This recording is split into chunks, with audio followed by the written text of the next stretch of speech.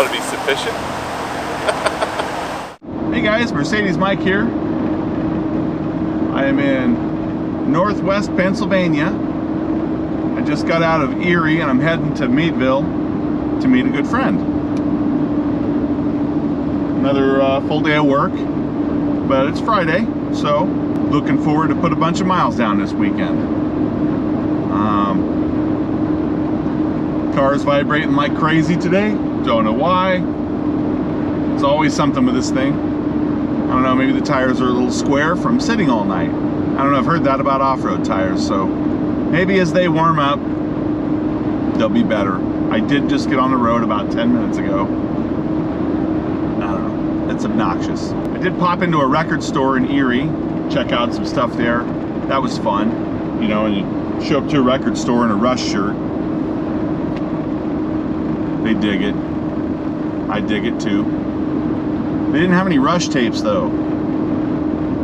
Sold out. Right. For 30 years. Ready to get out of Pennsylvania and get on to other states. So, I guess I'll sign off for now. I'll be back in a little while. So I just had a great visit with my friend Joel, better known as Dr. Bo in the Oxide Nation eBay store. Took a picture of him with a couple shelves of his tapes. This man has more tapes than I have. Legitimately. It's amazing.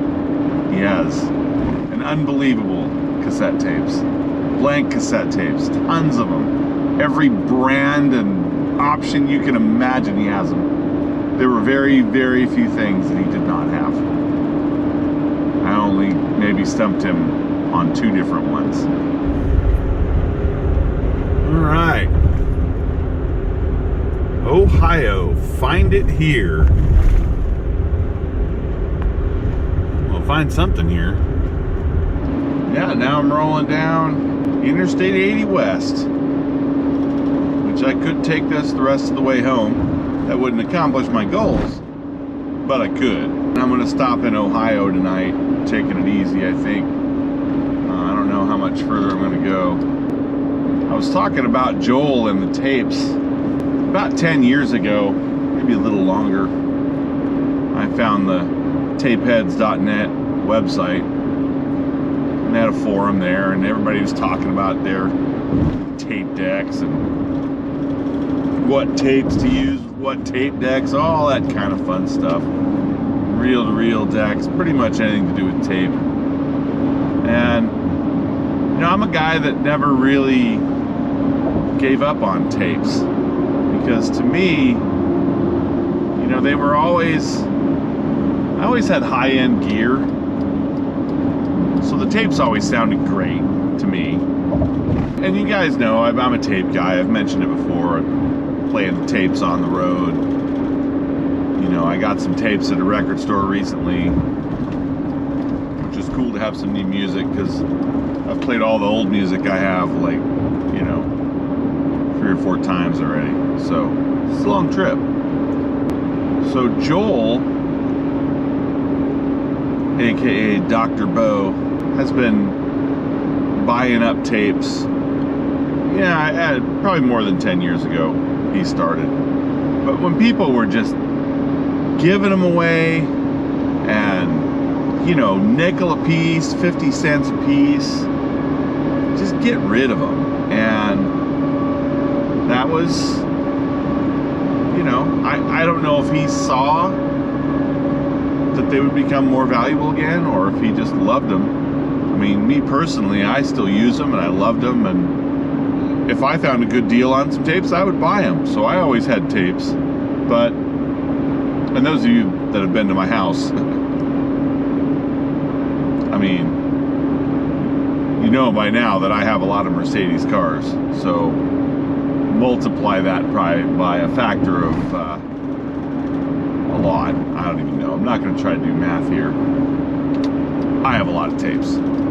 I have a ridiculous amount of tapes. I need to sell tapes, honestly. But Joel started selling tapes on eBay a number of years ago, and he has so many unobtainable amazing, I mean, like the rarest stuff. You know, like you guys that like these really cool JDM cars because they were only available in Japan and Asia. It's that way with cassette tapes too, only they're all about artwork and all this. I mean, it's just crazy. They're blank tapes, but they have like Hello Kitty and all the Japanese brands. There's strawberry shortcake, and then they have all these crazy bright colors and silly names and just anything to get people to buy whatever tape they were selling. And, you know, that was big business in the 80s and 90s in Asia and pretty much everywhere. You know, a lot of people made mixtapes, and you know, and there were people like me. I didn't make mixtapes as much as I made recordings of albums onto tapes. And you know, I like to play the vinyl once, play the tape over and over, maybe wear the tape out, get the vinyl back out, give it another play. I'm not wearing out the vinyl, I'm not wearing out my stylus, I'm not waiting for that quiet moment in my house where there's not a bunch of kids stomping around or whatever it is. I can play that tape whenever, it's no big deal. Play it in my car, play it anywhere. I've gone on this rant before. Joel has been a guy who, with his store, has been kind of a savior of cassette recording culture, which it exists. There's a lot of people that still record their own cassettes. I'm not like the only guy. There's thousands of us, and probably tens or hundreds of thousands of us, because he turns a crazy profit selling those tapes. And he, you know, he buys large lots. He takes a lot of risk, first of all.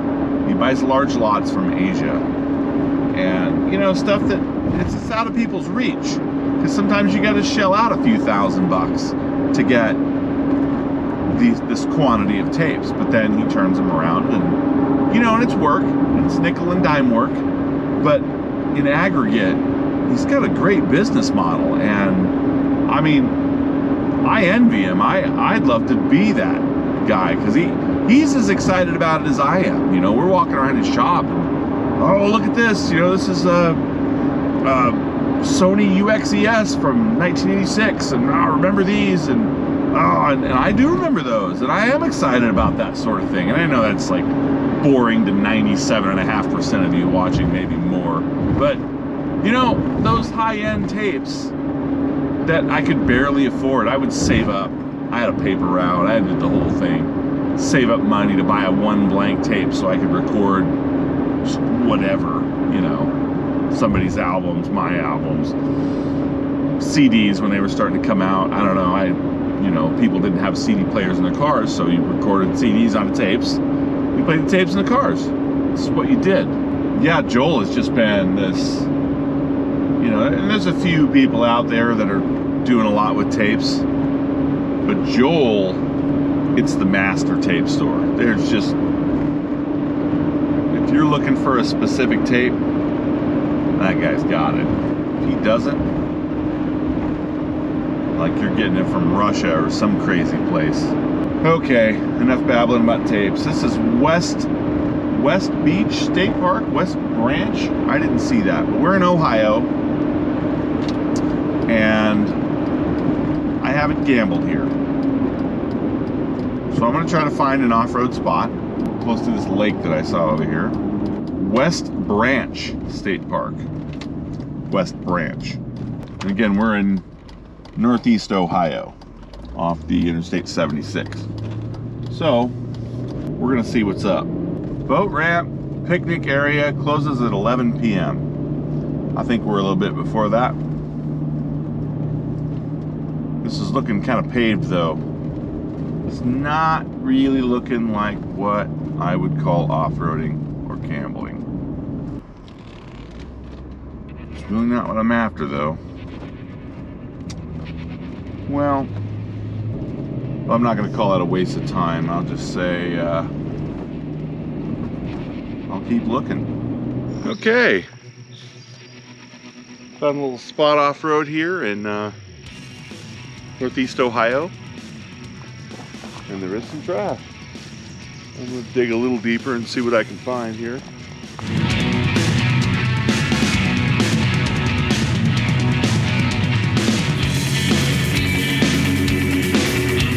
Well, not a lot, but there's a few things here. I'm gonna call it good. That's Ohio. Running out of daylight. It's 8:30 p.m. and I'm still heading west in Ohio. Picked up a little trash. Not bad. May pick up some more, who knows. I've done pretty well this week, I think. Had pretty good time since the weekend. You know, of course, having to go back all the way north into Maine set me back a little bit more. But that detour was well worth it to me. So yeah, as far as the trip goes, you know, I think I'm still roughly 3,000 miles away, straight through, which I will not be going straight through, obviously. Anyway, thanks again for watching, and I will see you on the road.